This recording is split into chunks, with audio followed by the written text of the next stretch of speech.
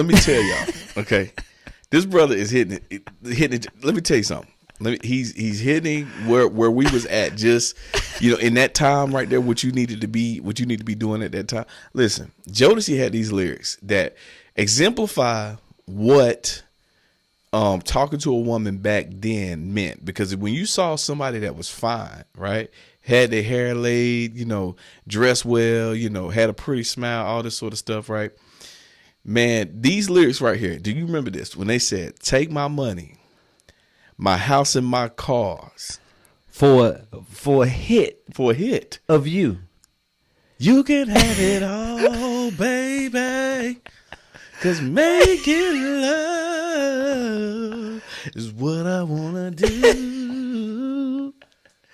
Huh? Can we do this? You so much. 'Cause I'm an addict for you. Come on. And I can't leave you alone. Come on, man. You got me feeling. That was music. But see, for me, y'all can chase the tail. Pick so precise, it's like we're reading it in braille. Stacking all this money, there's no way that we can fail. The stats never lie. So 85. The odds are in my favor like the birds in the sky. 85 shows, man.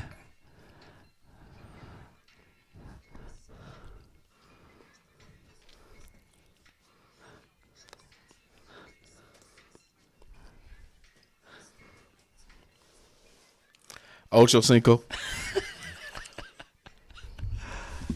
85, 85, 85, 85, 85, 85, 85, 85.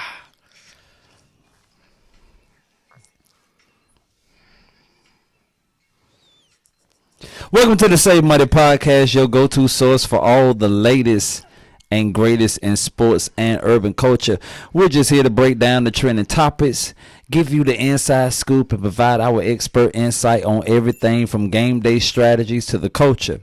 Whether you are a seasoned bettor, a sports fan fanatic, or a gambler like myself, or just someone who loves to stay on top of the urban scene, guess what? We have something for you today.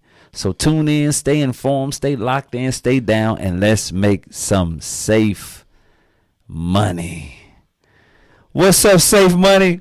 You already know who it is. It's your boy, the one and only Mr. Two-Pick Shakur, Mr. a.k.a. Mr. Audacity, a.k.a. Mr. Oh, no, he didn't, a.k.a. Mr. Oh, yes, he did. It is I'm back. This is episode 85. And as you can tell, I'm not by myself. I got my brother here with me, the one and only Rashad Little. Those that are from the local area where we from, if you know, you know. You understand? It's just like that, bro. What's up, man? What's up? Good. It's good to have you. What's going on, man? What's going on, Safe Money? It's good to have you here, man. Shad Little, a.k.a. Shad Money in the building. Shad Money. I like that. Shad Money. So, look, this is a gambling site. You know what I'm saying? And someone say, man, I can't be. You encouraging gambling. And I tell everybody, every day is a gamble. They said scared money don't make no money. You see what I'm saying? That's what they said. Every day is a gamble. Yeah. You wake up, your boss, your manager say, you got to be here at work at 8 o'clock every morning. Mm-hmm. You show up at 8:05, 8:10, 8:15. You gambling. You out of there. You out of there. 3-4 days of that, you out of there. You gambling.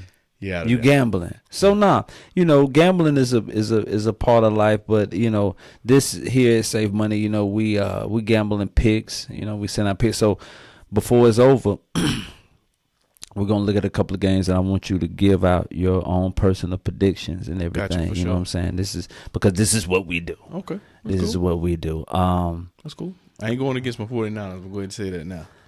Got the Chiefs this week. All right. You okay? So save that. We'll get to that later. He's a 49er fan, so I already know what time it is. And to all the 49er fans that follow us, man, hey, God bless your soul. Bang bang, not a gang. Let's go.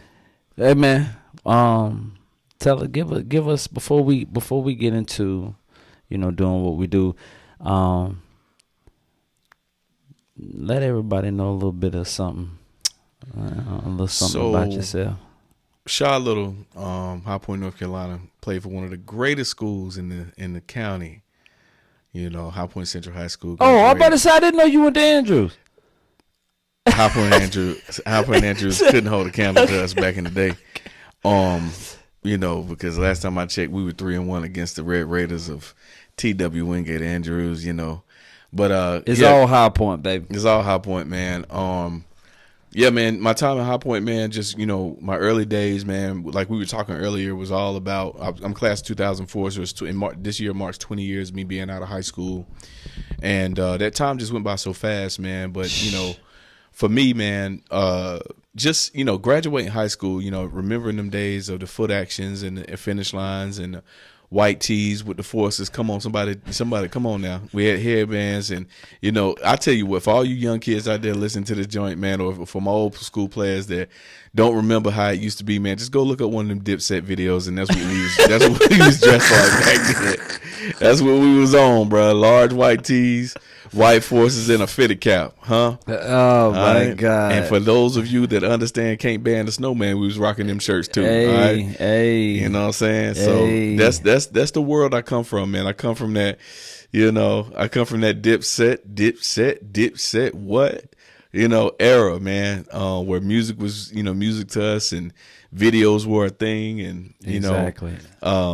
You know, just, man, it was a whole scene, man. It was a whole scene. The girls was wearing Manolo boots. Come on now, with the jersey dresses.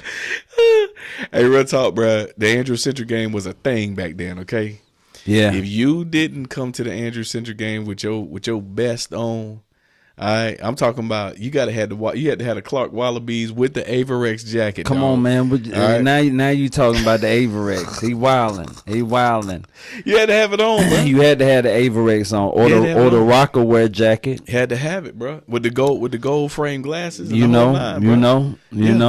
So that's where I come from, man. You know, I had the baguette change with the Jesus head that Biggie wore. Come on. That's what we're talking about. Come on, man. Friday night, huh? AJ Simeon Stadium. Come on, What man. no other place to be. And I'm gonna tell you what. If you're from High Point and you ain't never had Kelly's hot dogs, I don't know if you're from High Point for real. I'm gonna be honest. If you haven't had a Kelly dog, all the way too, I question you. I question if you from High Point. You're not from the Point, dog.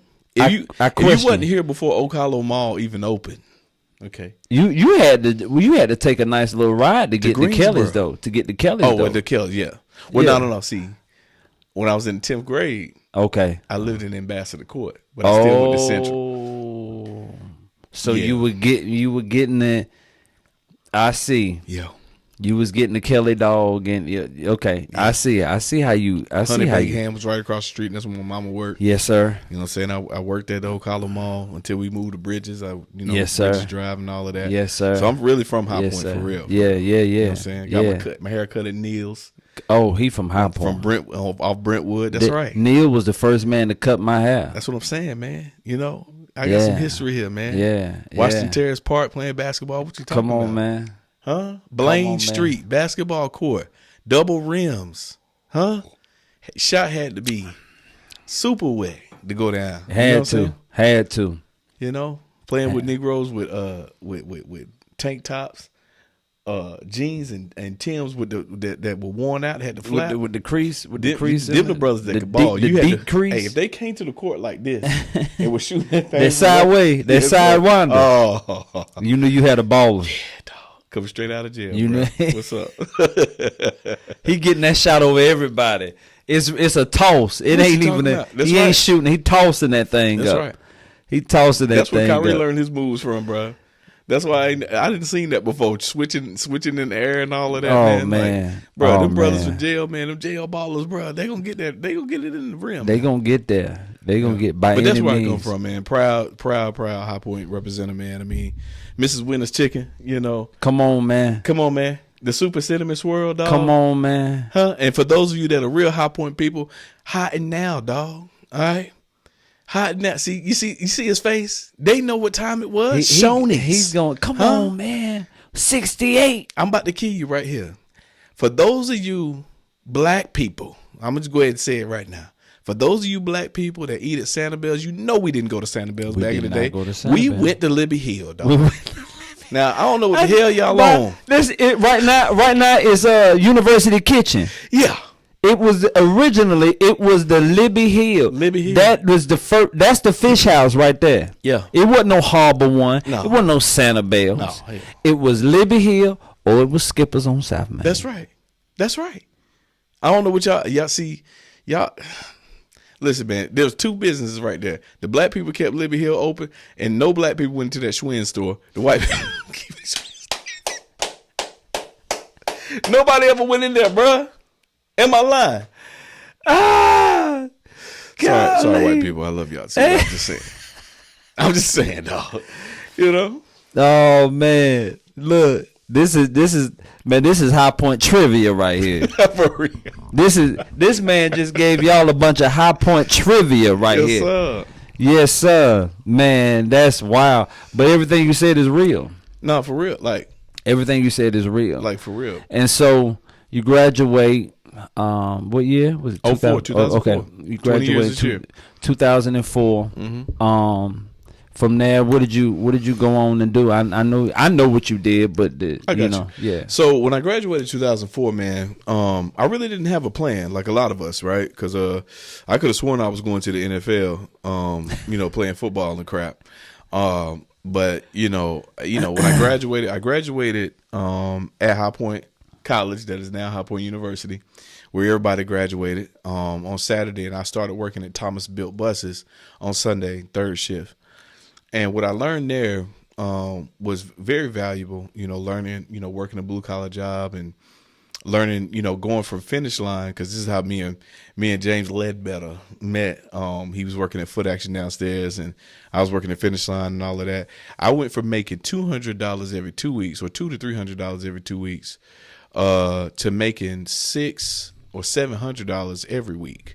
Wow. When I got my job at Thomas Built Buses, but I worked for that money though, because I went in at 6 and then get off to I worked third shift. I didn't get off to around 4 or 5 or something like that. You gonna work for that money at Thomas Built? And so tell you that now. I bought my car and had a lease on life, brand new lease on life. I thought and so I graduated in May, and between May and July, I wrecked my car twice, lost my job, got a speeding ticket for 90 and a 45 on my dad's insurance. And the day that I got fired, the morning that I got fired, they called me on the phone and said, "Hey, man, we no longer need your service, man. We letting you go today." And I was just like, all right, cool. And you know how it was back then. We didn't really save any money sometimes. We would all, spend it on forces like we was talking about in white tees, and we was living that type of life. So I'm sitting there in my bed and, just kind of thinking about what my next move was going to be. And my mom came home.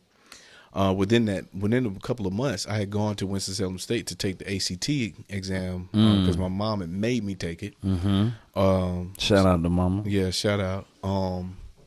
So I went there, ironically, like randomly on a May or June day or something like that.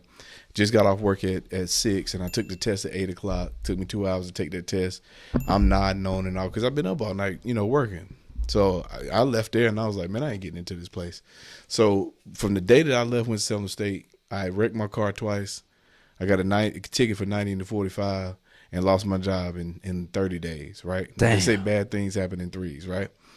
So I was laying in the bed, man, all day. My mom come home, and she said, go out there and check that mail. I get out there, check the mailbox, and I got a letter saying I was accepted to Winston-Salem State University. Wow. And so that was July 2004, and my journey started, from there. And that was that. So that's the turning point. That's the turning point for you, man. So you go Winston-Salem State. You major. You had your major. What you major in? So I've always been a gifted writer. So I was an English major. I was a drama minor. So I enjoyed that major because I was able to, read and refine my skills, and those skills are still helping me today with, social media marketing, digital advertising, and copywriting and content, creating and all of that. And so the drama piece also helped me with Candid Yams Kickback, where I throw events for people in the community to come out. That's eat, what I wanted you chill, to get to right there. that sort of thing. Talk about it. Talk about the yams. So shout out to all the sisters. Yeah, for sure. Can we get to the yams? Can we get it a yam? Sweet yams. Sweet yam. Show me the way. Sister, could you do me a favor and reach down in there and get me a cold soda down at the bottom? Right now, at the those bottom. are yams. Right Get as deep as you can. Now, those are yams. That's right. Go ahead, man. Talk about it. Y'all have to be there. We're going to get to it. Go ahead. So anyway, I had such a great time at Winston-Salem State, man. I joined a lot of groups, had a great time. Excuse me. It was one of those, parties where I just kind of really came into myself as a young man on that campus. And, so I graduated, and when I graduated, I wasn't ready to have to start my journey over in terms of like picking my friend groups over again. Right. And so I wasn't ready for that piece because I had spent so many years, excuse me, putting that friend group together. So I had to re-engineer my friend group. And so I've always enjoyed movies. Since I was little, my mom, my sister, and everybody would always rewatch films and watch, movies over and over and over again, to set it off. So the world and, watching, the Baby Boys and I can't think all the Spike Lee joints, Love Jones, all these different movies that we used to watch. You're just a baby boy. That's right. So we looked at all of those movies, man, and that's what we grew up on. You know what I'm saying? That's literally what we grew up raised on. us. Jason's lyric, huh? You too young for that though. Come on, but man. the thing is, man, we used to listen to all of that stuff. That's when Jada was Jada. Come on now, Jada was Jada in. Okay. Listen, if for you young people out there, if y'all ain't never seen Jason's lyric, man, go watch that. Okay, because that was other than the scenes that were sex, that it was just sexy, right? It was a hood movie, hood classic, I would say. But man, just the way that romance was written back then was totally different. Now, I'm gonna be honest with you, sometimes we wasn't keeping the player back then. We had a real lover boy spirit about us back then. Nah, in those movies like that, Love Jones, Jason lyrics, like they were actually love novels. Like those like Lorenzo Tate, they would like that's when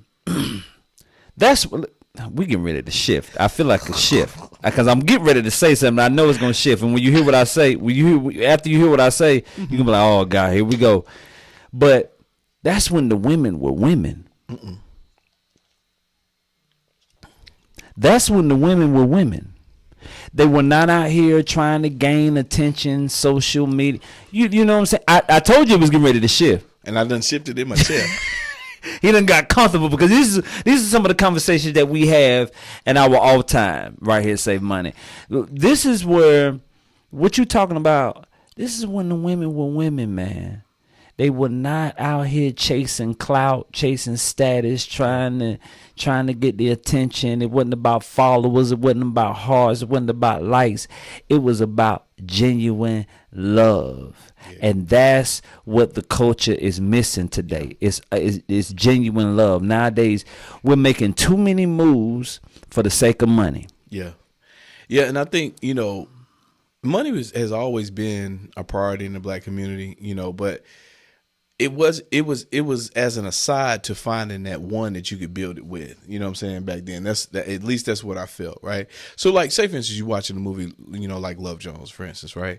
Where Nia Long's character and Lorenzo Tate's character fell in love, over just hanging out and talking. Right. This boy rode his bike over to her house to bring her a tape that she was missing or a CD or something like that. That's love. Right? He done popped up at the crib, That's love. He felt so strongly about that connection that they had, right? That he had to get next to her, right? That's love. See, back then, so let me just say this. Go ahead. It's the shift. I Back told then, y'all. Okay, you young fellas, you know what I'm saying, to be sliding in their DMs and all this sort of stuff. We ain't had it back in the day, dog. We did not have that back Listen, in the day. if you missed your opportunity to get to see and get to her or whatever, you was gonna miss it. You dog, had to all wait. right? You had to wait. You had to wait, and then so it built anticipation because you had to actually practice your rap.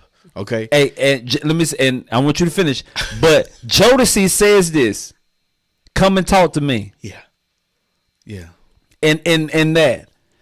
I can't. See you walk away. Just raise my. I wish I could tell you what you mean to me. That's right. But see you walking by away. It really makes. Come on, man. So You this brother, hold on, y'all. So let me tell y'all, okay, this brother is hitting it. Let me tell you something. He's hitting where we was at. Just in that time right there, what you need to be doing at that time. Listen, Jodeci had these lyrics that exemplify what talking to a woman back then meant. Because when you saw somebody that was fine, right? Had their hair laid, dressed well, had a pretty smile, all this sort of stuff, right? Man, these lyrics right here, do you remember this? When they said, take my money, my house and my cars. for a hit of you. You can have it all, baby. 'Cause making love is what I wanna do. Huh? Girl, I love you so much. 'Cause I'm an addict for you. Come on. And I can't leave you alone. Come on, man. You got me feeling. That was music. But see, during those times, if y'all could feel this through the screen, but literally when you saw women back then that was fine like that, Yeah. they were writing to that ode of the 90s. And the women in the videos at that time, they were not your actual video vixen type model. Nah. It was a roundaway girl, beautiful. Man. She was dressed. She wasn't revealing. And you could see it was a wholesome type feel, though she was, because, where we from, we've always, in our community, we've always had that one chick. We've had that female in the neighborhood that was promiscuous. Everybody knew about her. Yeah. And everybody went and got their first off on her to get some practice. That's true. And then that was that one female in the neighborhood. Yeah. That you wanted, but everybody was wanted, giving but them folded letters to. You was walking into a locker, huh? You knew a combination. See, if you was keeping a player back then, bro, you knew a locker combination because you was gonna put something in there for her. You know what I'm saying? Getting them little bears on Valentine's Day. You really liked if you had the candy bracelet to give it to her. Oh, and don't forget when. At the mall when they had the airbrush t-shirts. Chill out, bro. Come on, and you and your girl could go and you can get the airbrush t-shirts done, nigga. Yeah, dog, yeah. Huh? With the forces. I used to get, and that was when they was releasing forces with the Valentine's Day forces and all that shit. You remember that? Oh man! If you got your girl some forces back then, bro, man, and some McDonald's and an airbrush tee. Come on, man. Oh, those were simple times. Come on, man. So so all of what we're describing to you is that time. But I'll be honest with you, I'm also the generation that brought in taking over for the 99 in the 2000. Good, you're working with some bags, You know what I'm saying? I'm part of that. We spirited, we spearheaded that there. Yeah.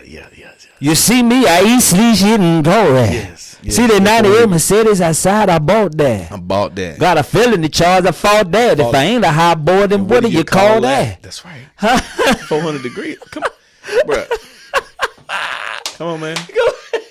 I like them high. The ones that don't tell me that. All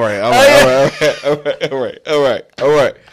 But seriously though, so that was that era. At that time, and that's where I came from. So you think about all of the things that I grew up with. was all what was Candy Yams about. So I was talking about how Candy Yams got discovered. Right. So I was like, man, I wonder if people would come out to an event where we discussed movie clips and use those movie clips to basically set our life straight, right? Because I remember to your point about the times when, you know, when we thought times were good, then they were, you know what I'm saying? And so as I'm, you know, pondering over this, I actually created, because apps were huge when I graduated, and I created an app called Straight No Chaser, right? Because I would go to a bar and never know what I wanted to drink. So I was like, man, what if there could be an app created where you put in the liquor that you want to drink, right? And you can it's a randomizer, and it'll tell you what cocktails you can make from that drink, right? So because at that time I was in the bars a lot, in the clubs a lot, and I just didn't know what I wanted to drink. So I created this app idea, but I end up losing the folder that I had with that idea. So if you out there and you took my idea, I'm gonna slap you in the mouth. But so yeah, so I had to throw all that away, and then here comes Candy Yams Kickback, because I was like, man, well, I want to gather with people, but I don't want to party, right? I kind of that voice in the you remember the song Slow Jams, where Jamie is talking at the beginning of it. He's like, hey, what's up, Fox, man? This is your boy Jamie. And they talking about the music all fast in the club, and, you know, the girls can't dance. They just want to, you know, have something for the ladies sometimes. You know what I'm saying? So that's what I was thinking about at the time, because I had gone to so many parties, and at the time I was selling real estate and all these different things, and I would go to different networking events, and it seemed like so disingenuous to shake my hand and give me a card and, you know, for me to remember you. So I was like, man, ain't nobody gonna remember that shit. You know what I'm saying? Like, I was like, man, this whack. Cause I don't know, you know, if I met James Ledbetter, I need to know something about him so I know how to connect with him. Yeah, you know what I'm saying? Reach him, yeah. Cause I'm a connector, I'm a community builder, I'm that type of person, right? So I was like, man, what if I can create an event where you could have memorable moments with people where they will remember you, and you could still exchange that networking business type of thing. But also, because I'm, you know, from the South and everything, food has to be there, right? And so, gotta have some food. But also I wanted, because I had that business mind mentality, I was like, man, we got to have it in a place where people frequent a lot. So like, this is still, you know, the formula I'm telling you right now is the formula that I still use today for Candid. So I asked a vinyl record company in Winston-Salem called Underdog Records, could I invite some people to his spot to watch a movie and talk about it and all this sort of stuff. So of course he was open to that. So I invited about 25 friends.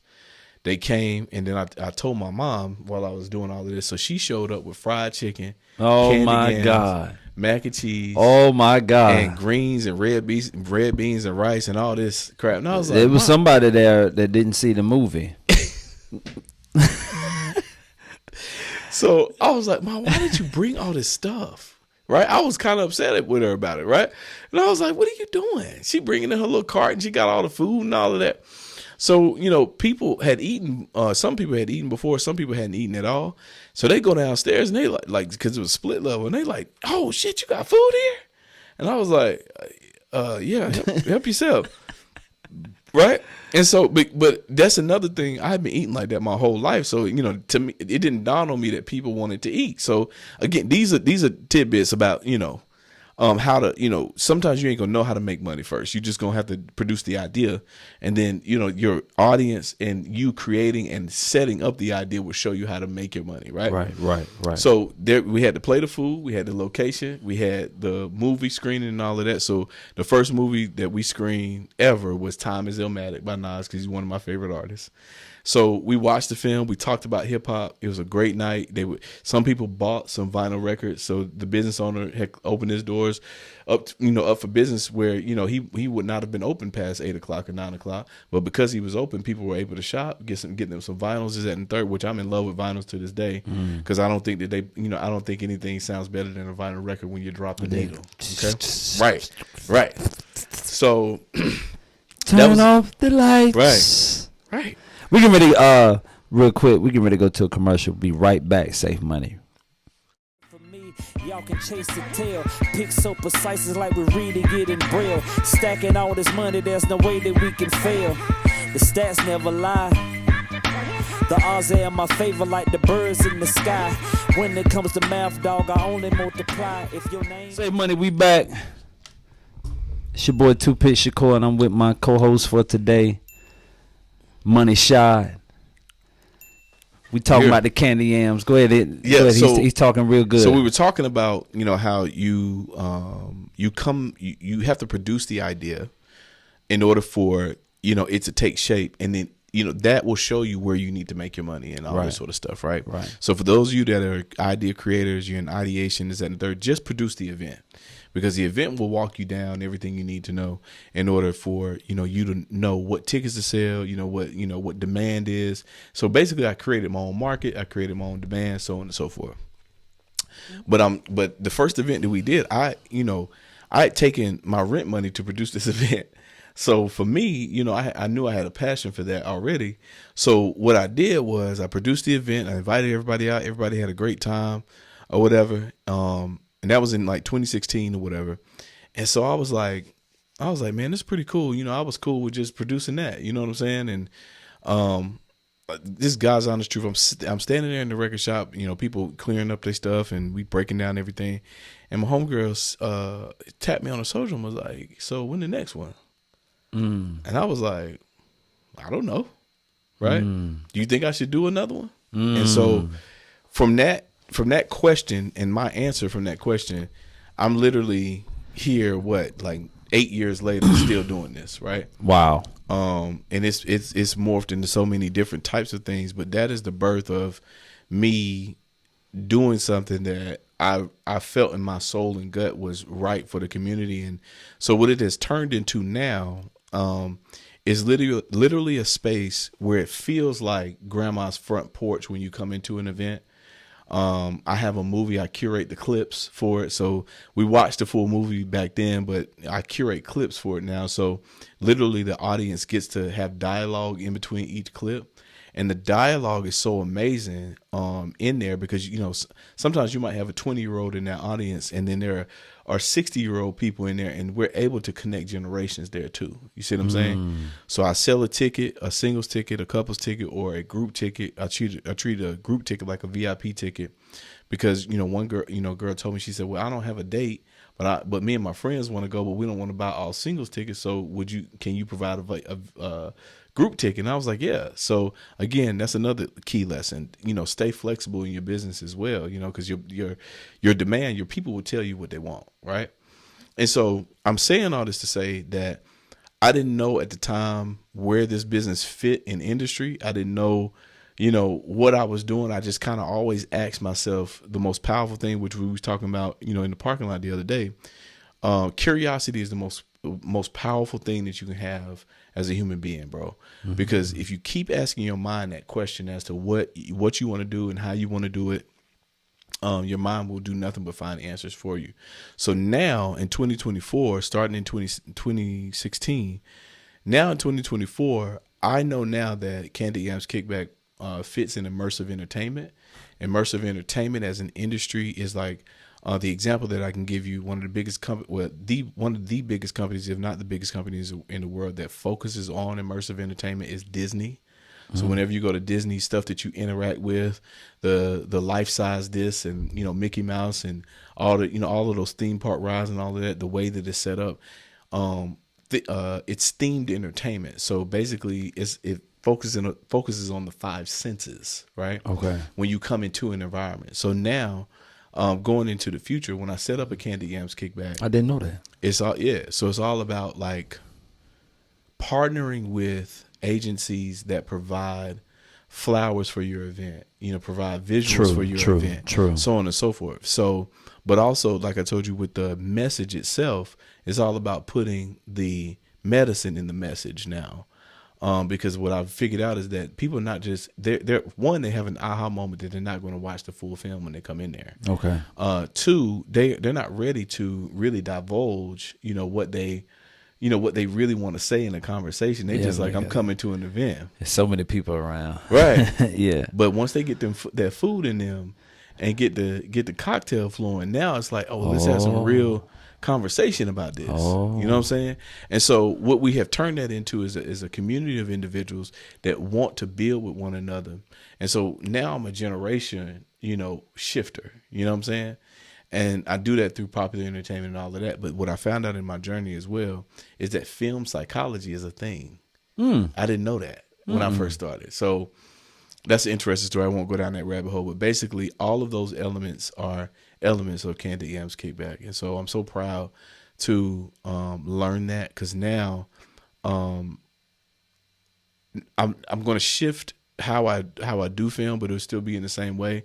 But I'll probably continue to work with the film community, but I'll work with them in the capacity of independent film. So if an independent film person is producing a film, now I can use Candid Yams as a tool to get feedback from that film that he or she would need to continue marketing it. Okay. You see what I'm saying? Okay. When is the you have an event coming up soon? Yeah. So we were talking about immersive entertainment. So I have these pockets of events, and one of my pockets of events that, because I wanted to always do something for Winston-Salem State homecoming and for homecomings in general. But so I created this event along with my college roommate, Oscar Ball and Marcellus James. I called Oscar one day and I said, "Yo, man, I think it'd be dope to have an event in a garden outside, and call it the Midnight Barbecue, right?" And so we've turned it into the Midnight Cookout. And so basically the Midnight Cookout is a night under the stars on a Thursday night in Winston-Salem to begin homecoming week, where people can come and buy their homecoming attire. They can come and smoke a cigar in an inflatable tent. There's a portable, cigar lounge. You got real barbecue food. Okay, someone has a portable cigar? Okay. Yeah. We have a fire pit out there. This year because it's a little cold outside, we're gonna have s'mores, and we're gonna have like a hot cocoa station and stuff like that, right? And literally people coming out there just chilling. SU. People just coming out there chilling, because again, we don't want to turn up. We will turn up a little bit, but it's mostly about like getting ready for the homecoming festivities. You know what I'm saying? Okay. And so, yeah, man. So, hopefully in the future we'll wrap in the foundation in Winston-Salem State, so we'll be able to continue to cut checks for the foundation, so that everybody that comes to the kickback can donate to the school, with their ticket money and stuff like that, And so it's just those types of events are what I'm interested in now, and going forward in the future. So that's dope. But yeah, get your tickets, man, if you're local. Thursday, November the 7th from 8 to 12. Make sure you give me a flyer and everything, so gotcha. I can post it up. And so when we doing the commercial, that will air on there as well. Okay, I got you. Yeah. Man, that's dope, man. That's dope. So besides the Candid Yams, just what else are you doing because you're a business mind. Yeah. You're a business mind, man. So what I also figured out on this journey, man, is that for certain people that come out of a certain financial background, right? For my people out there that weren't born with a silver spoon in their mouth, your job is literally your first investor, right? But what I've realized is that, most of us, when we said that quote back in the day, we were working a job that we didn't like. But it just so happens that I'm working a job that I really love, and I'm going to continue to progress in that space, in the marketing and advertising space. So right now, I'm continuing my career path in product marketing, advertising, that sort of thing, while also delving into the immersive entertainment space. So going to conferences and figuring that sort of stuff out and expanding my network, because for me, it's all about, who knows what that you're doing or whatever. So for me, I work during the day, I work on Candid Yams at night. I got my MBA going. I got, all of these different things, but all of it is in an alignment with just wanting to connect with people on a much deeper level. It's not about like just making money, because the business needs to make money to sustain itself, but it's also about connection for me, because I see Candid Yams Kickback as Rashad's way of connecting with the world, and creating his own classroom, in a sense where, because they used to, they have said that, if human beings have a problem, it's been written about, talked about, or sung about or rapped about or whatever have you. So I want to just be able to bring all of those elements, continue to bring those in, so that you have themed events where people can come in, learn that information. Because my goal as a teacher, because that's what I am at the end of the day. Yeah. My goal as a teacher is to get people to be curious about whether or not they're living the best version of happiness for themselves, right? Like, get them to question that. Are you living the best version of health, wealth, love, and happiness, right? Because we're all dealing with this thing. This is, again, on my research. We're all dealing with the human condition. And look that up, in terms of the definition and everything. But basically, the human condition is what the world gives us in terms of problem and dogma and all these different things, right? That we must, like, overcome and, all of this. I'm just giving you a better way. For in layman's terms, what he's actually saying is oppression. Go ahead. I just wanted, because I have a crowd that just we just real, and he's educated. I am too, but I speak dog as well. Go ahead. Go ahead. So, oppression. I mean, so oppression. Everybody. So they just said they've taken, because oppression has a dog cloud that comes upon you. Yeah. So to say, what did you say? Human condition. Human condition. The human condition now is human condition. Yeah. But the human condition is predicated upon oppression. Go ahead. We said. Thank you for correcting me with that. So there's no correction. Just highlight. Yeah, for sure. But thank you for highlighting that. But yeah, man. So like, because in the era that we grew up in, it was like, man, get you some money, get a job, this and the third, right? But the key, also what I learned along this journey, is that the key to life, we grew up in the era, money, power, respect is the key to life, right? But really, when Kim was saying, first you get the money, then you get the power. Once you get the power, you get the respect, right? Which is still, a true element in life. But what I've learned is that real element of making money work harder for you than you're working for it is the key, right? That is every key. One of us should be pursuing an effort for us to be automating money to work for us when we're asleep, right? So that, we're employing money, not working for money only, right? All of us have to, if we weren't born with a silver spoon in our mouth, we have to all work. That's how we have to start out. But that doesn't have to, you set up that second stream of income, whether it be rental houses or, some people do Turos, some people, do automation through e-commerce or whatever, so whatever you're selling or whatever. Right. But the key to that is to have the money sustain itself and it provide for itself, where you don't pay money into it. It just makes money. You get it to a place where it starts producing for itself and it just continues to turn over. So that's what I learned on this journey, man. Hey man, that is awesome.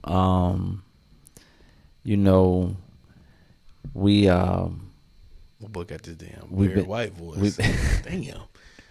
We've been that leads into our main discussion that we talked about coming into this episode 85, generational wealth. That's the key. And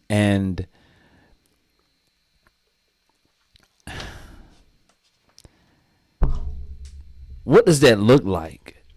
I mean, because I watch podcasts, and as a podcaster, I watch other podcasts just to keep a fresh perspective on what's going on, and trying to stay up on everything and what the content is, where the meter is, right? And so, talking about generational wealth, everybody has something to say about generational wealth. I have my own description of it, but like in this day and time, what does generational wealth actually look like? For me, generational wealth looks like an understanding that if understanding that family is the key, right? Right. And understanding that for the general structure of family is supposed to be used to Thank you for that, because that was annoying me a little bit. It's your family's supposed to be set up in a way where there are lessons and values that are taught, right? Those lessons and values lead to a way of life. We call that a tradition, right? And that tradition is to be set for the family to sustain through time, right? So a lot of that is economics, a lot of that is know-how, a lot of that is, degree and information attainment, right? So the mother and the father have a role in that, right? True. And Absolutely. so to carry that generational wealth, everybody has to play their part and play their role, right?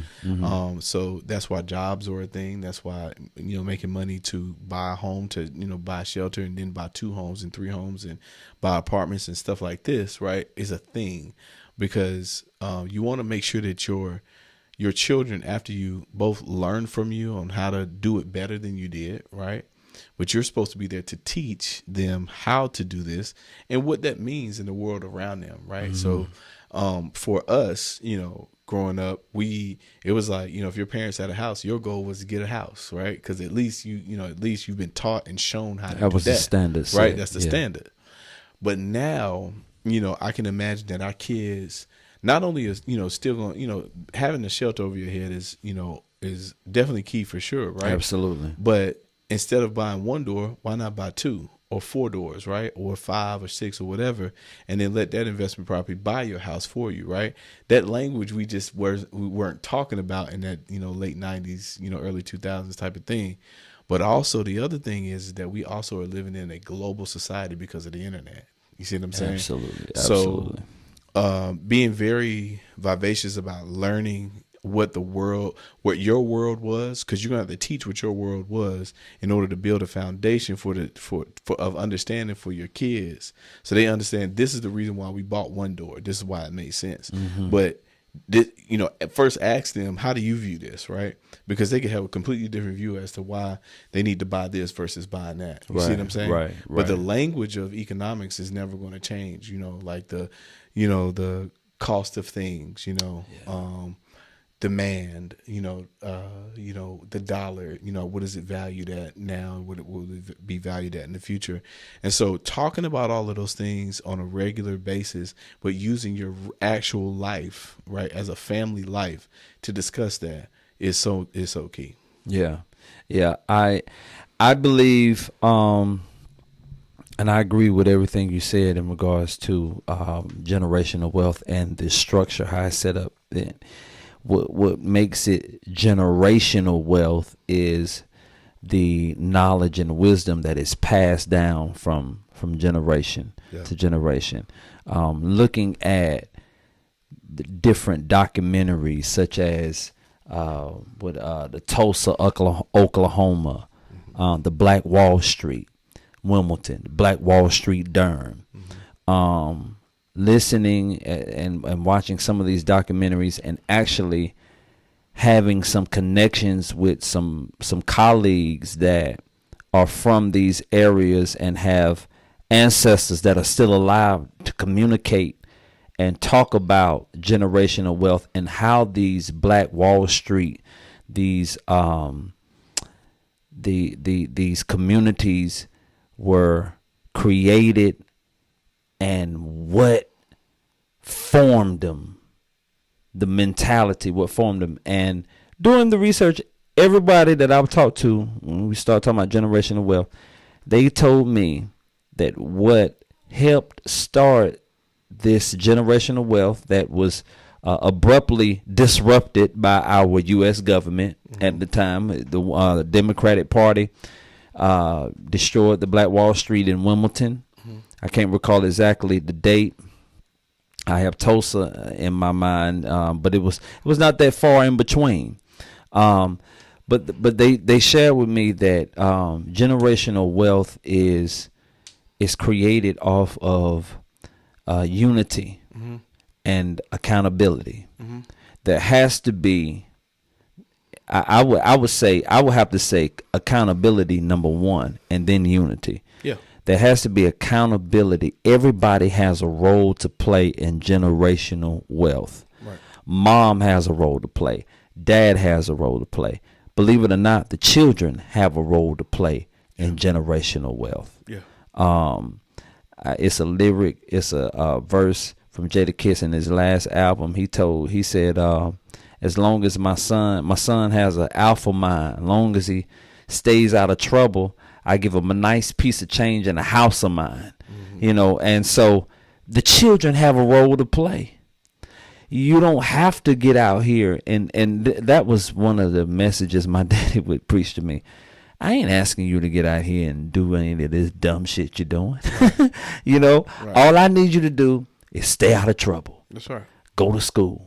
Enjoy your life. Enjoy being a child. Because once you're grown, you're grown. And you're going to be grown until the day you die. That's it. And you only get one shot at this. And so I believe that when it comes down to generational wealth, man, it takes accountability and unity. I have a role to play. And then no man is an island. And that's that's the misconception of social media. Social media will have you thinking that everybody that you see with a Birkin bag that's flying all over the country, that they're self-made, that they've done this all by themselves. That is far from the truth. Boy. It takes a unity. I was watching Fight Night with Kevin Hart. You seen that? You hadn't seen it? I don't think so. Dude, you got to watch it. Okay. That needs to be a part. You might need to do a candy yam off that right there. Let's do it. You might have to do a candy yam off that.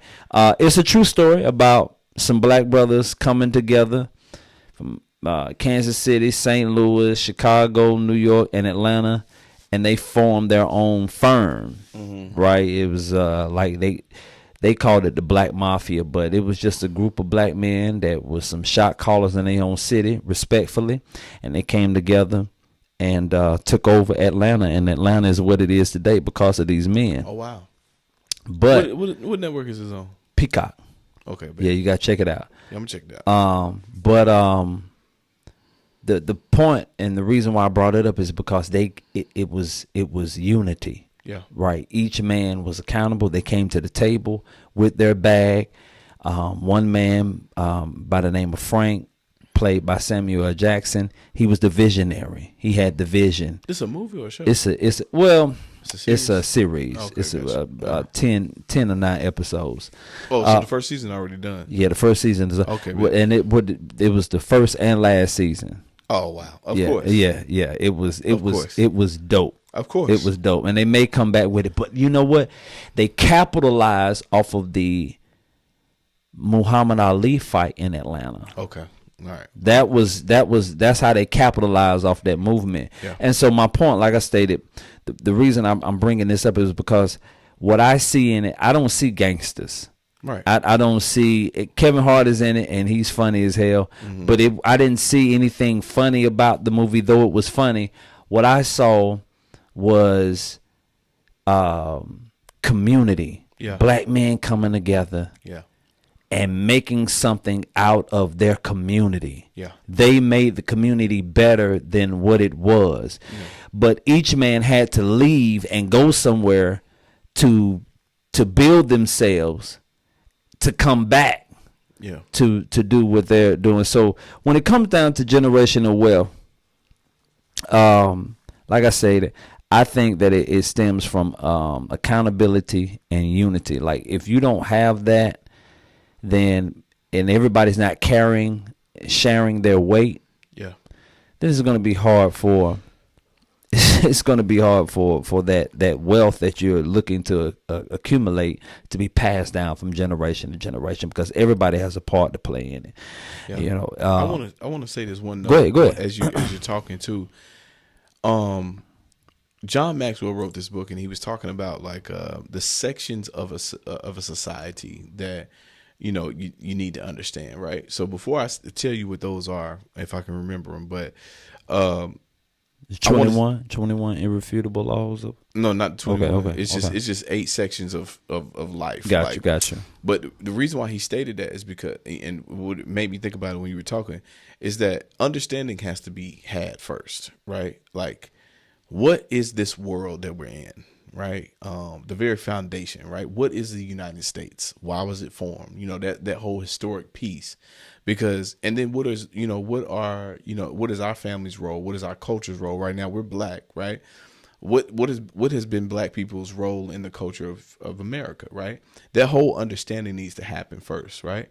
And then once you do that, going to the John Maxwell piece, there are 8 influences, right, of a city, of a nation, of a of all of that. So you got your school or education, you got church, you got business, you got politics, Funeral home. you got funeral home. You got all of these different areas that you need to be, need to kind of like center around the conversation with your family, because all of us are going to come into contact with all of those at some point during our course of living, right? Especially when we start talking about industries that we're going to be in. So here's the educator about to come out. So with kids, when they are growing up and learning how to learn, basically, reading, writing, arithmetic, math, that sort of thing, parents start to see what they're naturally advanced in, right? So like, if your student loves science, they're gonna always be strong at science, right? You can see that probably by the 4th grade that they just get it, right? So like understanding that you're gonna be in the science and tech field, it shouldn't be a surprise to your parents, right? Right. So if you do that, now you need to start talking to them about what fields they want to be in, what do they find interest in, all of that. That's where your investment dollars will go, because if they they may end up at MIT, doing this and building these systems and all that sort of thing, or going to A&Ts of the world, that sort of thing, right?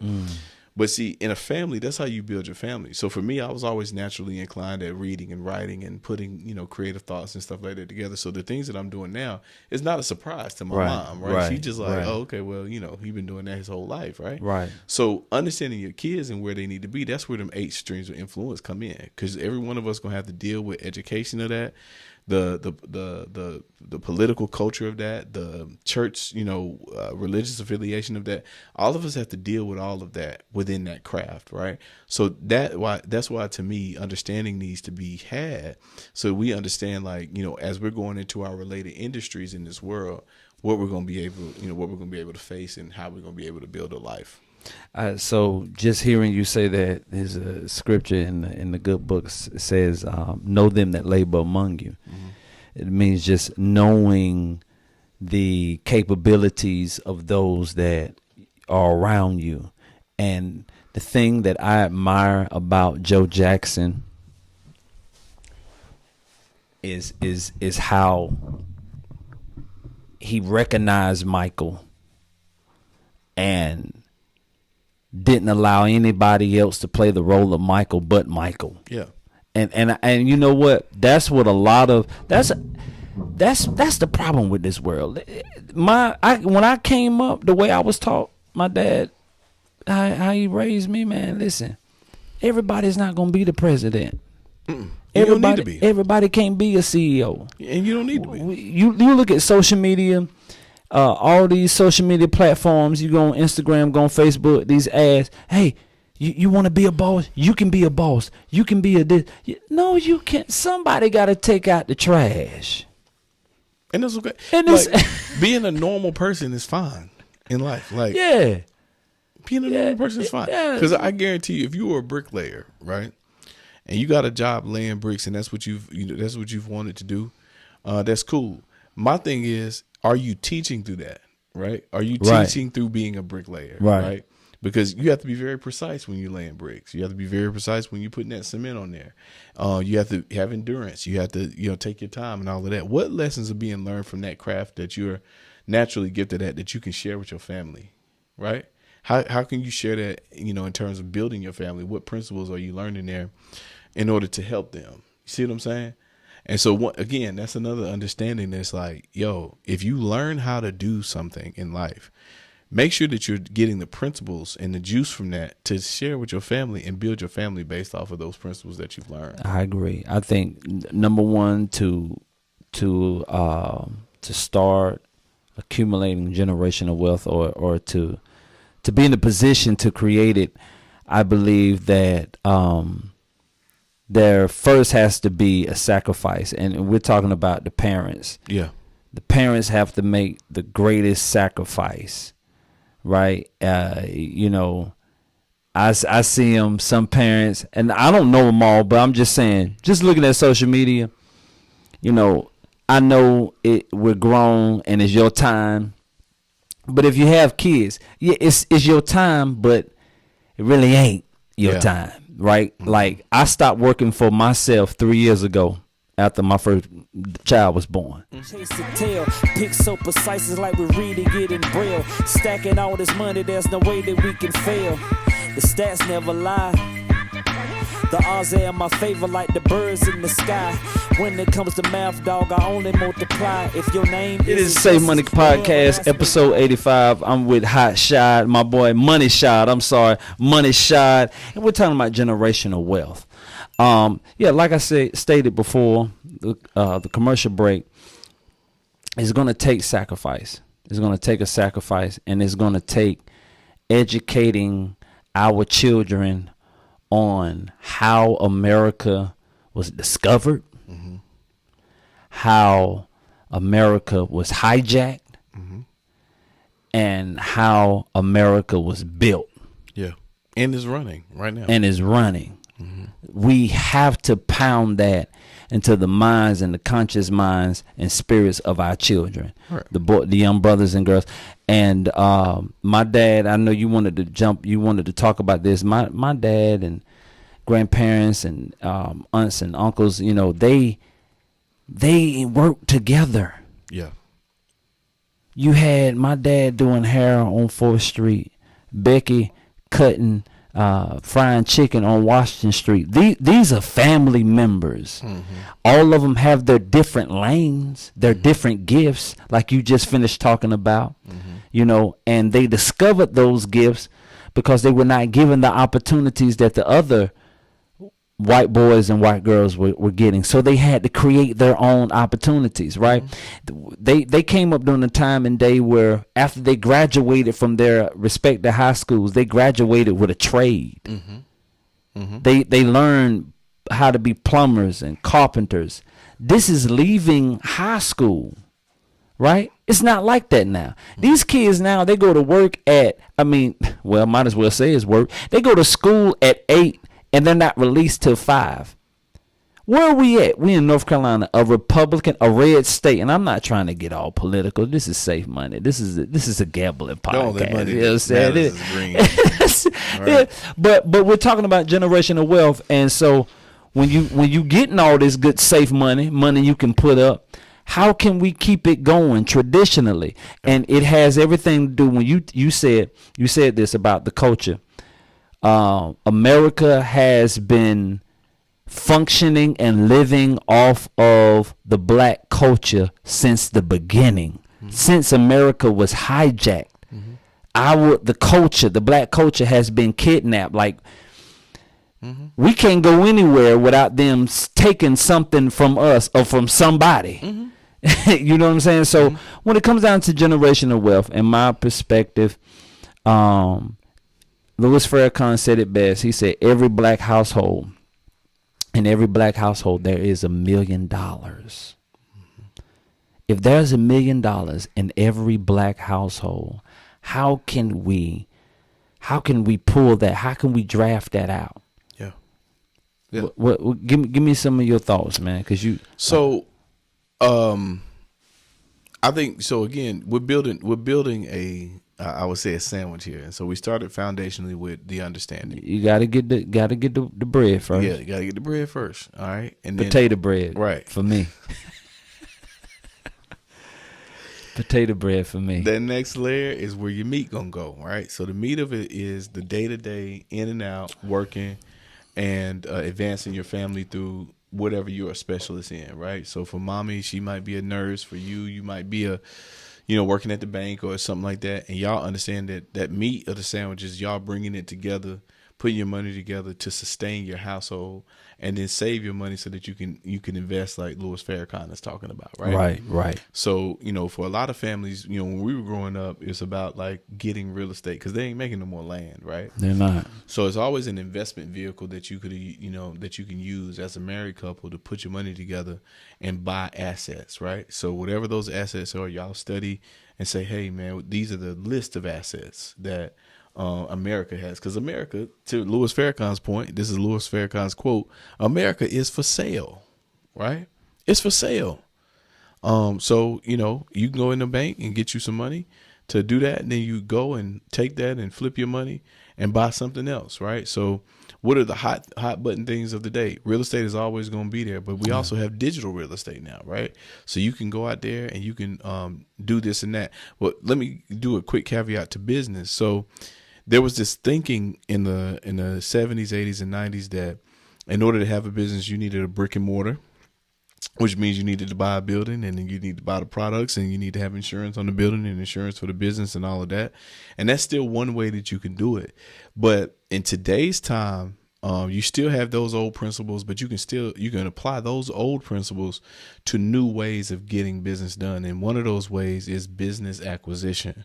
So for those of you that are not familiar with business acquisition, it's a concept in business where we have the boomer generation who created the brick and mortar businesses that we, support in our local communities. Let's just say it's a hardware store, for instance. It's that local neighborhood hardware business, and the guy's been working in that business and own that business, or the woman or the family has been growing that business for 30 years, right? They got maybe they have 2 or 3 locations in the city. Everybody loves them, so on and so forth. Where the man starts to get old, let's just say his children don't want to take over the business, and he's ready to sell it, right? So you can go to bizbuysell.com to figure out these types of businesses that are for sale. And literally, you got your family money, let's just say y'all did some research on your did some research on what assets you want to buy. Let's just say you want to take over that business.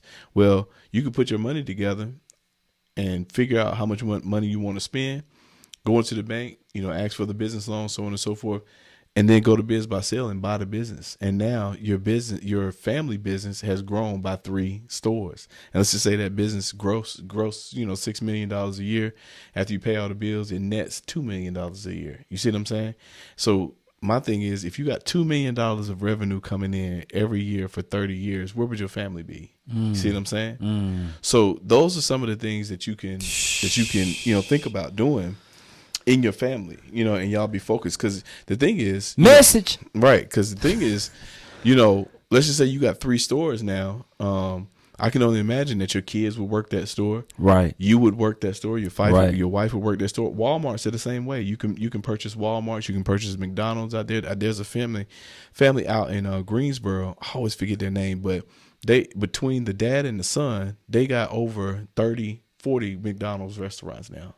The dad started purchasing them in the late 70s, early 80s. He had 5 or 10 stores, and then he got up to 20 stores, so on and so forth. The son took it over, and the son took it from where it was, the 20, and then he now has almost 70, 80 stores that go up and down the East Coast, right? So business acquisition is key. So go and look that up. Business acquisition. Yeah. You heard it here. And you can do that with online stores too. So e-commerce stores and stuff like that. People build these stores up. All you got to have is your capital up in order to purchase those businesses. So the reason why that's attractive to most people is because you don't have to start from the ground up, but you do need to know if that business generated revenue is there. But guess what? All of this can be done through teams as well. You don't have to be a financial guru, but you need to hire someone that's a financial guru, right? Are you actually teaching any courses like this? No. I'm not teaching any courses. This is all research that I've done. Okay. All plans that I plan on doing because I'm in the digital space and the AI technology driven space and all of that. Save Money. We're gonna have to check this out too with what we do. This sounds. Yeah. So, and I'm going to go back to that in a minute because don't let me forget to go to Think and Grow Rich, A Black Choice. It's the book that I want to recommend to everybody to read. Okay. And I'm going to tell you why in a minute. But basically, man, when you have those assets aligned as to what your strengths are and what your wife's strengths are, what your married couple's strengths are, now you can start looking at those things, and it makes it makes sense to go and make money together, right? Right. Because now, the key is getting the asset and getting the revenue to be generated, right? Right. But the second key, and this is very important if you listen to this, the second key is to have you a team that the business pays to help run that business. That's why I said the keys to generational wealth: accountability and unity. Yeah. Go ahead. So having that team. So now you go from being in the business to on top of the business, managing the business, right? So if it's your first venture, now you're figuring out how the financials need to go. You're figuring out what marketing initiatives need to be there, right? And you're really studying to see how business, how this business industry operates. What are the low seasons? What are the high seasons? Why are they there, right?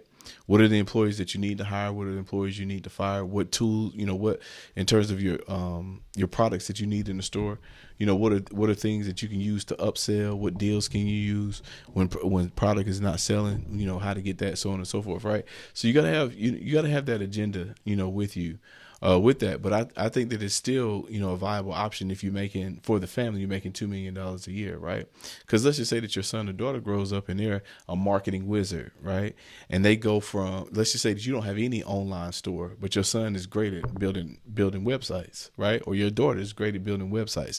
Now you expand the store nationally because you're able to take orders from Arizona and ship them out. So that is a part of the business that your son introduces, right? So then his son or his daughter comes along, and his kids come along and they see what you got going on. So now granddaddy done built this, granddaddy and grandmama done had this. You see how we building the sandwich now? Right. And now we on top of the roof, and the grandkids is like, hey, y'all ever thought about having customer-driven chat GPT models to sell products to people? We know how to build advertising. Why don't we put this on top of the business? And now that $2 million business has turned into a $20 billion franchise because of your grandkids. You see what I'm saying? Yeah. Because you were able to send them to school, you were able to put food, food on the table. You were able to, keep them safe haven and all. And I'm hearing, all I'm hearing you saying is investing that time into your family, investing that time into your wife, investing that time into your husband, whoever your significant other is, your companion, and most importantly, your children. Yeah. That is because if we're not endowing them with anything positive in regards to generational wealth, then what we see out here happening with Young Thug and these gangs, that's a product of generational wealth as well. Yeah. That's a product of generational wealth. Yeah. Well, I wouldn't say wealth, it's inheritance. Like basically, so this is a perfect caveat to the book. So what is my man's name? Earl Nightingale. Yeah. Says this. So, right. Yeah. So he says this. Whatever, the mind is like a garden, and whatever you put in it, it will grow. So that means if you plant a poisonous flower in the garden of your mind, it's going to produce a field of poisonous flower. So that speaks to the Young Thug piece, right?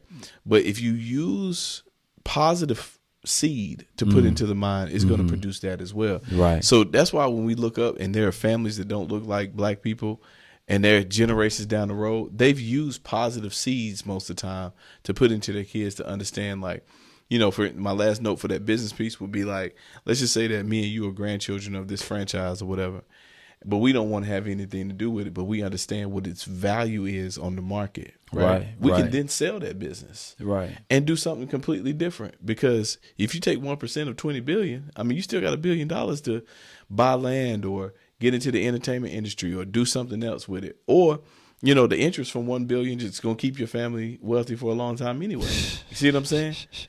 So it's like, either way, you can't lose. You know what I'm saying? And so that's the sort of thing that we got to get, continue to have conversations about and practice at. You see what I'm saying? Right. But going back to the book with the Think and Grow Rich or Black Choices, it's a spin off the traditional book Think and Grow Rich by Napoleon Hill, which is also a great read as well. But the Think and Grow Rich or Black Choice is all about, for your black audience that is listening, it's all about how black people had to make it in the United States from a wealth perspective. Right. Because our journey and our story is just a little bit different than most people, because we enter the story drastically of America. different. Yeah. We enter the story of America as slaves. Right. Which is maddening, because it's like, when I'm talking to people about the history of the United States, and I say, do you think that black people, black and brown people, because I don't want to leave them out. We just celebrated Indigenous Peoples Day on Monday. Do you think that these people, right? Their only story in world history is through slavery, right? Like what is going on? And so when you again, that's why history is important. That's why understanding is important, because if you just go down the black inventors list alone, you're gonna get ready to find out. You're gonna find out that we have done a lot of great things here on this soil of absolutely, America. absolutely. And not to say that education, the traditional education that we've learned, is unimportant.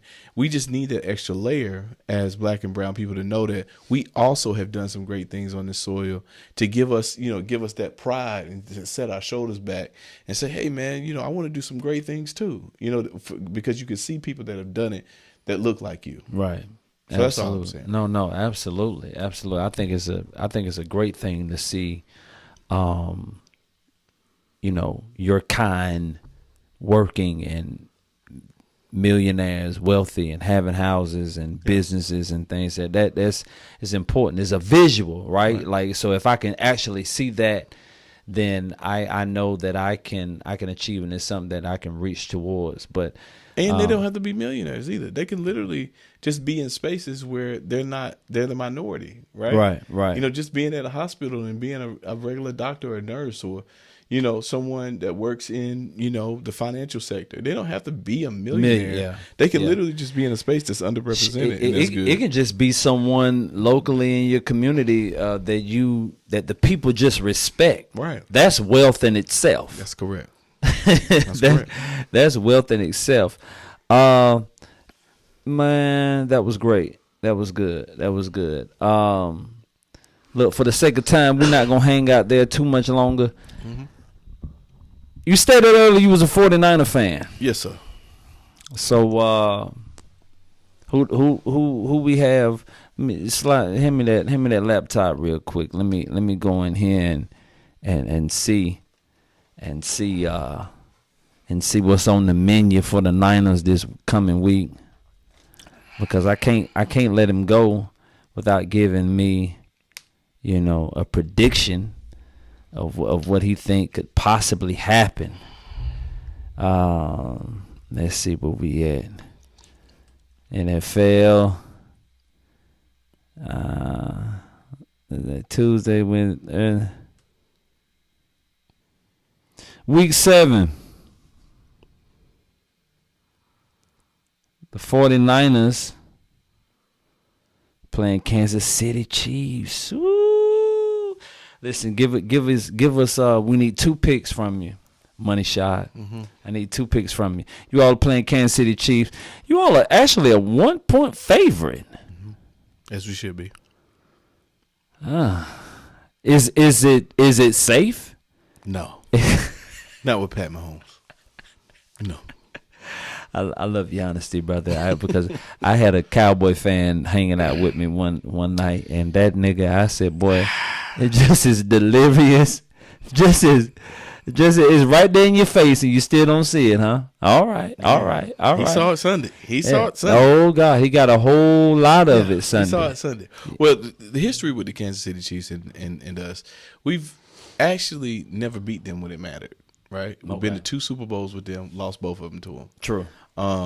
We lost some playoff games to them as well, and arguably Pat Mahomes had one of the worst teams he's had in a long time, and still won the Super Bowl last year. Okay, so this is probably one of those pre-playoff tests for us. Okay, you see what I'm saying? Mm-hmm. That's why the margins are so close, because we favor by 1 point, but the game could go either way. It really can. A turnover here, interception there. It really can. And Pat Mahomes, so we have an unproven quarterback in Brock Purdy. Brock Purdy has not won the big one yet, right? But on the Kansas City side, this man is a generational talent. Okay, you got to beat him to win. Like I think he's leading the league in interceptions right now, and still. It doesn't matter. It don't matter. I mean, that boy gets look over here and throw something. Because the thing is that the most special quarterbacks and the special people in professional sports know how to close. Yeah. See what I'm saying? Right. And the most dangerous thing about Pat Mahomes is getting the ball late in the fourth quarter. You might be up a field goal or something like that, and y'all done left 2 minutes and 38 seconds on the clock. Too much time. That's too much time for him, Too much bro. time. A minute and 52 is too much time. 52 seconds is too much time. Hell, 15 seconds is too much time. Need to get that man the ball with 30 seconds left. That's too much. That's 15. Too much. All right. Okay, 15. Because he's just so gifted at getting that ball where it need to be and all of that. And so with Brock Purdy, he just hasn't learned how to do that yet. And also, because this margin is so small, because we also don't have an OC at the request of our head coach, Kyle Shanahan, right? Okay. So to me, Kyle Shanahan, if he's not careful in the years to come, could become a team cancer because of the way he plays calls. He ain't gonna be a Jerry, is he? I'm not gonna lie to you, bro. Because he's been there 7 years, been to the Super Bowl twice, and lost twice. Come on, man, Kyle. I'm just putting it out there, so you can tell I'm a true fan. Yeah. Because I'm not biased. Yeah. But the thing is, man, like, bro, you got to get it done. I mean, this is a franchise that got 6 Super Bowls in it, right? And in the last 12 to 15 years, we'd have been to the Super Bowl 3 times and ain't won it yet. So we hadn't won a Super Bowl in 30 years, man. Somebody's at fault. See what I'm saying? We're going with your next game. So game one. Mm-hmm. Between the Kansas City Chiefs and the San Francisco 49ers, your prediction is? Oh, we're taking the Niners all day. Okay. All right. That 1 point spread. Yeah. 1 point spread, save money. Hey, I'm not calling the shots. I'm riding. I'm riding in the passenger this week. All right. I'm riding passenger. I mean, let me hear what you say. Well, for me personally, with this 1 point spread, money line minus 120. The money line for the Kansas City is plus 100, and this 1 point spread. And just looking at it, the odds that they handing out on the spread for San Fran, the minus 115. Mm-hmm. To me, with them being Kansas City being 5-0. And 3-3, I don't understand why they're not the favorite. And they're handing out good value for them on money line, and to me that's just low hanging fruit. Yeah. So, well, see, the thing is that they probably this is mid season too. It is mid season. It's like they're probably betting on the fact that that Pat will overcome that, right? But it probably won't be by much because of our defense. You see what I'm saying? Because we playing hella defense. I mean, if you watching football right now, Fred Warner's playing out of his mind. You see what I'm saying? So that alone is do that, and we need to invite Robert Saleh back to the party. So now the question is, can the 49ers keep the Kansas City Chiefs defense on the field long enough to capitalize? Hold on. Can the 49ers keep? Can the 49ers offense keep the Kansas City defense on the field long enough to capitalize? Because that's what it is. That's what it boils down to in football. It boils down to, because you and I have played, and we've played on some good defensive teams. And it doesn't matter how well that defense is. The more time that those big guys spend all their energy down on them 3 fingers, holding all that weight. Yes, sir. Yes, sir. The more plays they're gonna give up, more runs they're gonna give up. So, what I'm watching is a trend with the 49ers where we're averaging about 21 to 28 points a game. Look that up, see if that's right. But the answer to your question is from the games that I've been seeing, the defense has spent more time on the field than the offense has, right? Correct. So, Brock Purdy has to learn how to overcome Kyle Shanahan's non-aggressive, conservative play calling. You see what I'm saying? Which means that, to your point, we're going to have to learn how to extend drives, right? And the mentality has to be against the Chiefs, either 3 or 6. You either scoring a touchdown or scoring a field goal every possession that you have. Because as we can see, they love to win in them tight margins. They love to win when the game is 21-21. They have no problem. They have no problem, scoring that last touchdown or scoring that last 3 points. We saw that in the Super Bowl. So, yeah. They have no problem at all. And what's tomorrow? Okay, Thursday. That's so I'm looking for. Am I tripping? I don't see them up here. To the 49ers? Let me try to get all this out of the way.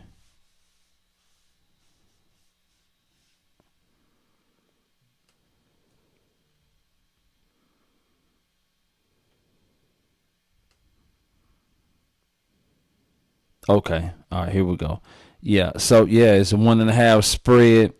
We have Patrick Mahomes, who is currently out of 160 attempts. He's completed 111. 1,235 yards, 6 touchdowns. Purdy, out of 185 attempts, he's completed 121 passes with 1,629 yards and 9 touchdowns.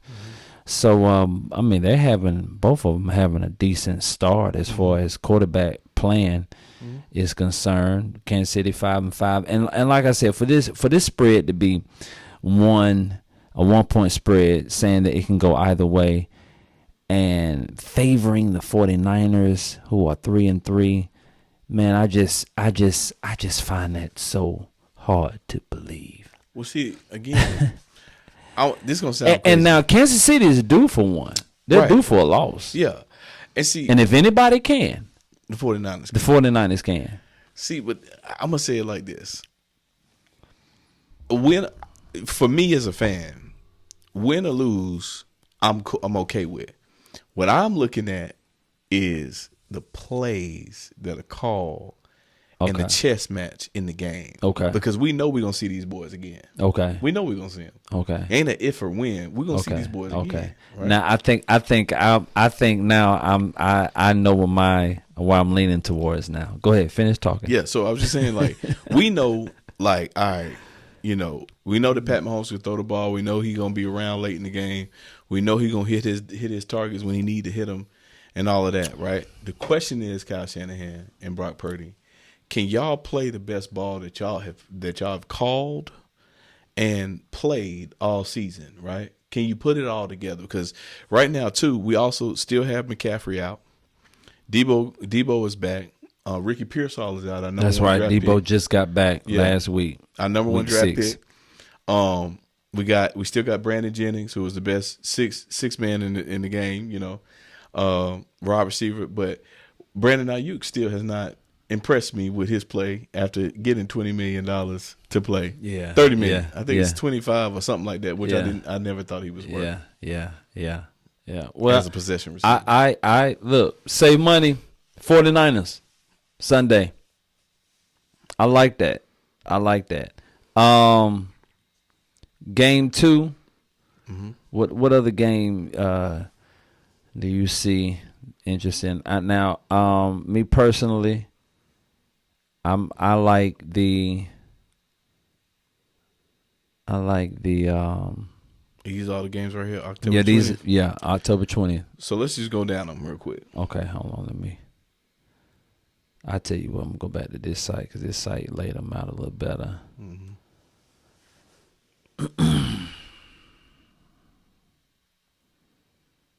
All right. So Week 7.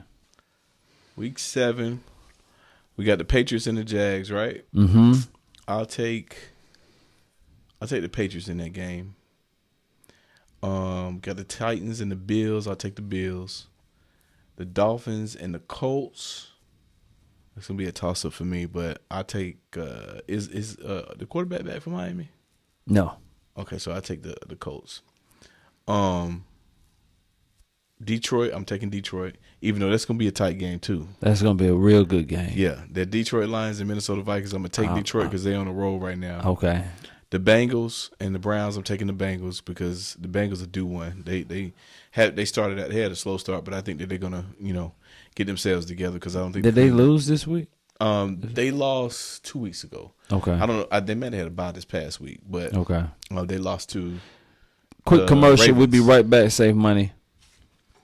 They lost to the Ravens. That's right. The Ravens did beat them real good. Lamar turned that ball over, and then they got that. They was able to get that stop and close out. We back? Yes, sir. We're back. Save Money. We're back. Money Shot is here with us at the Save Money Podcast, episode 85. All right, so we were just talking about the Cincinnati Bengals and the Cleveland Browns. I think Cincinnati is getting ready to start playing some of their best ball. I bet on Joe Burrow to rebound from that Ravens loss and continue to, kind of pull his team up because they know that they didn't play well. So I'll take the Bengals in that game. Okay. The Houston Texans and the Green Bay Packers, that's also going to be a good game. But I can't never go against the Houston Texans and D'Amico Ryan because D'Amico Ryan used to be our defensive coordinator, and them boys playing lights out right now. Yeah, Texans is balling. Yeah, the Texans. So I take the Texans in that game. The Seahawks and Atlanta Falcons, I'm taking ATL, ho. I'm taking them over the Seahawks because ATL, they got a team down there, man. They do. They playing ball, bro. They do. But I think Geno is due.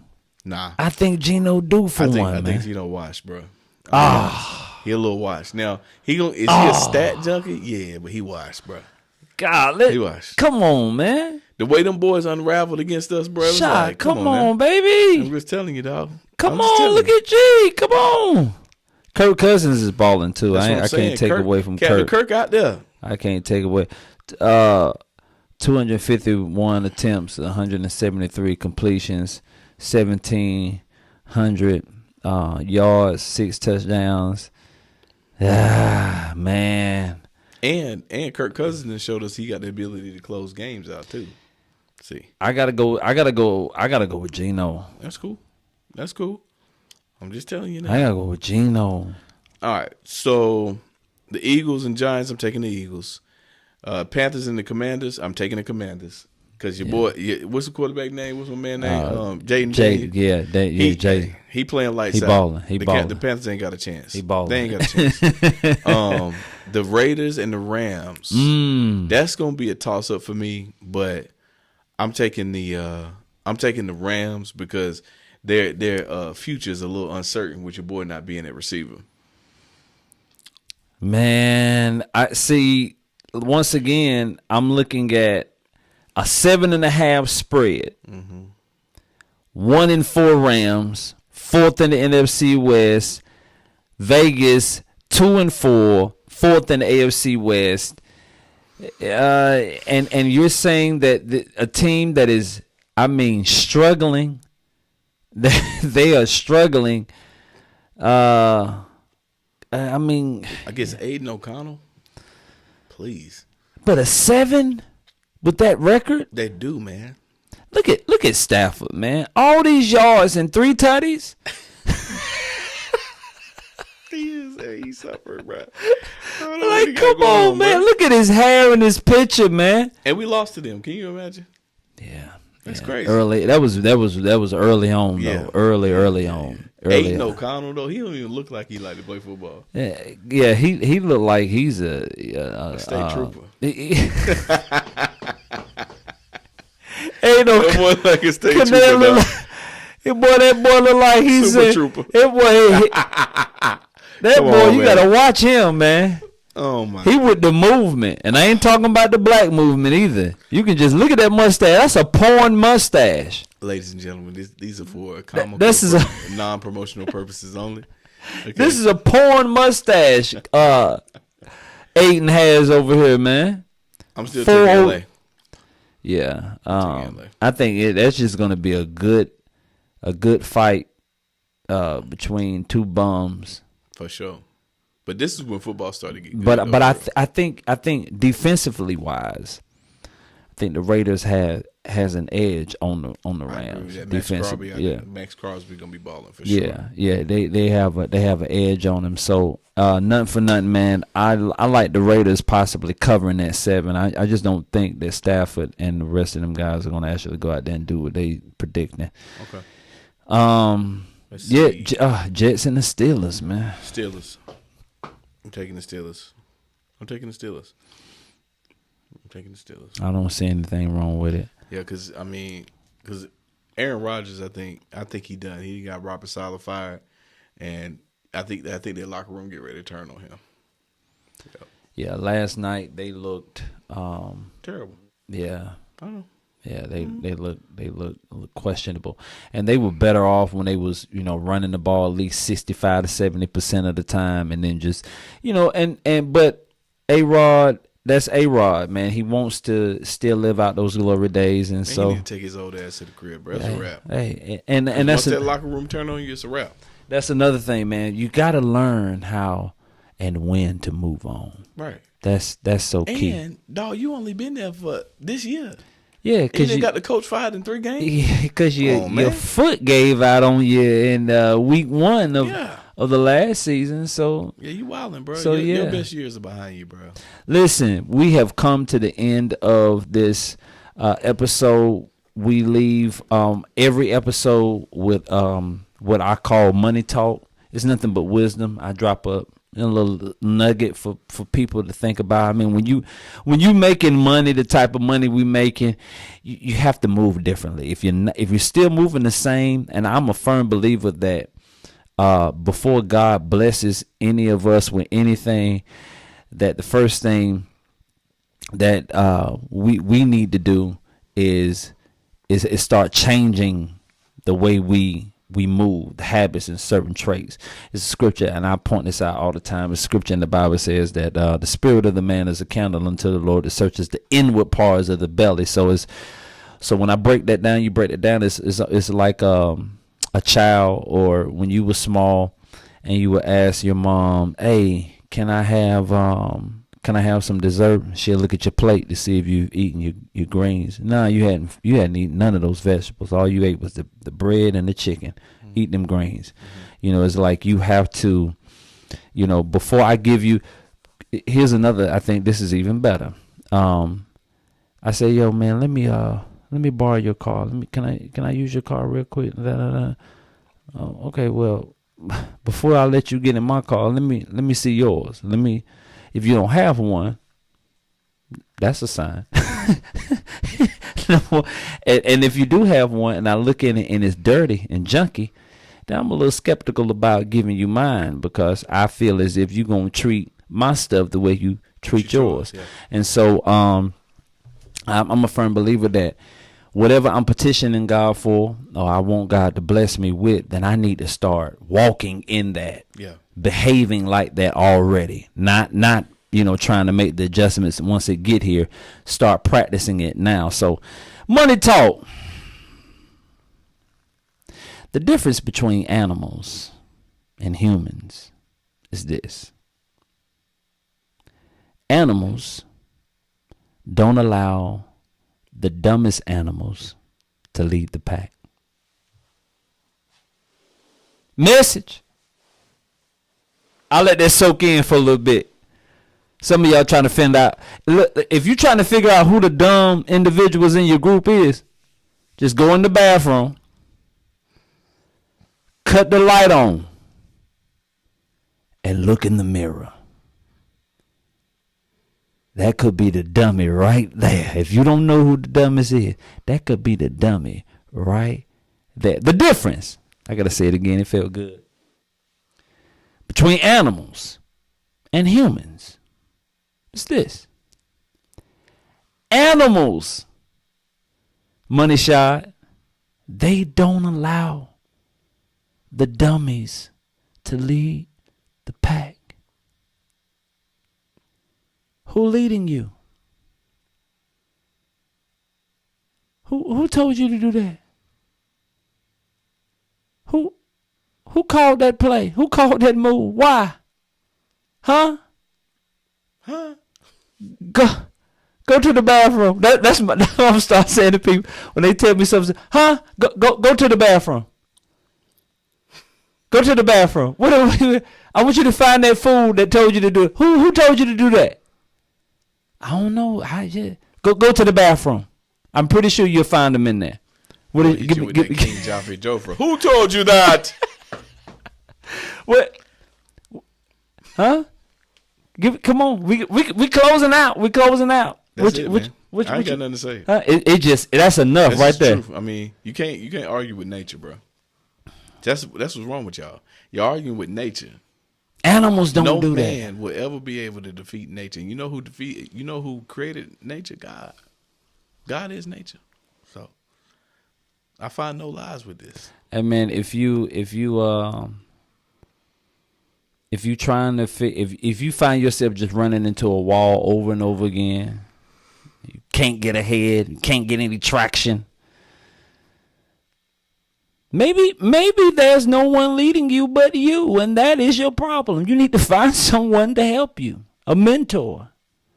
Maybe you have a mentor, someone leading, but you still could be the dumbest. You could. It's a dummy somewhere. It's a that's gonna be my thing. It's a dummy in his. It's a dummy somewhere. When you learn out there, right? I'm gonna share this with y'all. When you learn that the quality of your life is based off of the quality of questions about your life, Wow.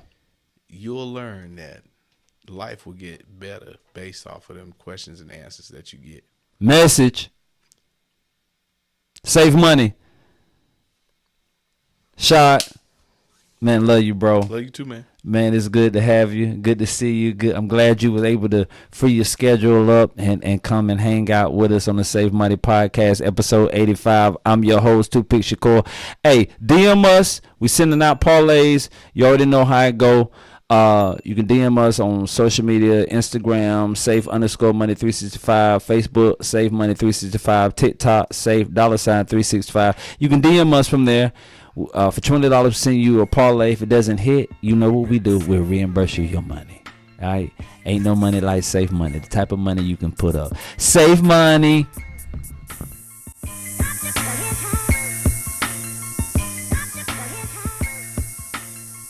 Let the safe open up.